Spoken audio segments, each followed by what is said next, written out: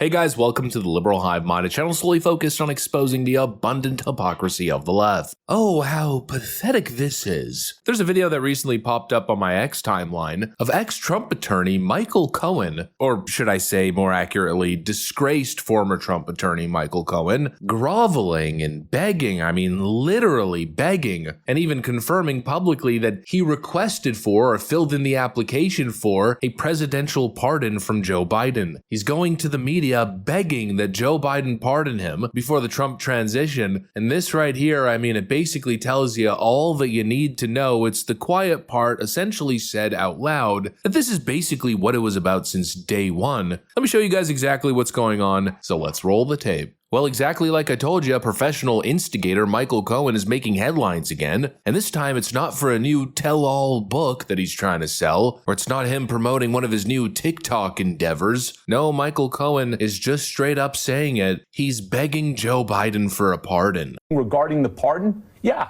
I put in the application for a presidential pardon because I believe that Joe Biden has the same responsibility to me that he had to his own son. And I would expect that the same exact pardon that he gave his son has to go to me and to anybody else that's on that enemies list, whether they want it or not. Because I assure you, solitary confinement where I did 51 days sucks. Michael Cohen, I believe wholeheartedly that the solitary confinement was just a terrible experience for you. And I think your point about the enemies, the proverbial enemies list, right, is a good one. I wonder, have you heard anything back from the administration? It is my understanding that two things. The administration, one, is not going to give a pardon to anybody that doesn't want one. So folks who have prominently gone out and said, I do not want a pardon, the president is not going to issue a pardon to people that don't want one.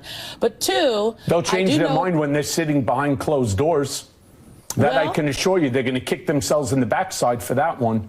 I think hindsight will always be 20/20. I guess my question is, have you heard from the Biden administration? And I am struck by your comparing yourself and Hunter Biden. And I wonder if, well, I'm going to just tell you, Michael Cohen, we're on national TV, we have a conversation. I don't necessarily think that's your best way to go get a pardon. Hunter Biden is the president's last surviving son. But your other point, why I do think is a strong one. I'm somebody's son also, by the way. Agreed. You are somebody's son. But, to be very clear, you're not the president's son. That's got to be the most pathetic thing I've ever seen in my life. He's basically getting on his knees and saying, Joe Biden, adopt me as your figurative son and pardon me just like you did Hunter. What an utterly shameless display, but ultimately, for me, it's a final reveal of the truth. I guess this was the truth all along, that Michael Cohen really was a desperate man facing legal pressure, and he was trying to work with the feds to flip on Trump. Final reward of immunity, a presidential pardon. That's what it seems like to me, and there's no way it's happening, especially not after this pitiful display of open on-air corruption. He's demanding the president double down on his already corrupt act of pardoning his son after he said he wouldn't. I'm extremely proud of my son, Hunter. He has overcome an addiction. He's one of the brightest, most decent men I know, and I am satisfied that I'm not going to do anything. I said I'd abide by the jury decision, and I will do that, and I will not pardon him.